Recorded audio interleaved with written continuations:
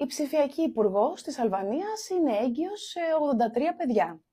Αν πιστεύατε ότι το 2025 τα έχετε ακούσει όλα, η απάντηση έρχεται από τα Βαλκάνια. Τον Ιανουάριο που μας πέρασε, η Αλβανία δημιούργησε σε συνεργασία με την τεχνολογία την πρώτη παγκοσμίως AI υπουργό, που ουσιαστικά η αρχική της λειτουργία ήταν να προσφέρει βοήθεια στους πολίτες στην αναζήτηση και διαχείριση των προσωπικών τους εγγράφων, αλλά και να απαντά σε ερωτήσεις που αφορούν το γραφειοκρατικό μηχανισμό. Ο στόχος ήταν η μείωση της κρατικής διαφθοράς και το πλάνο φαινόταν ρηξικέλευθο. Στο σήμερα, η Ντιέλα είναι έγκυος με 83 παιδιά, ένα για κάθε βουλευτή. Το καθένα θα υπηρετεί ως βοηθός των βουλευτών, θα συμμετέχει στις συνεδριάσεις του Κοινοβουλίου, θα καταγράφει όσα συμβαίνουν και θα κάνει προτάσεις στους βουλευτές. Αυτά τα παιδιά θα έχουν τη γνώση της μητέρας τους, είπε ο Έντι Ράμα.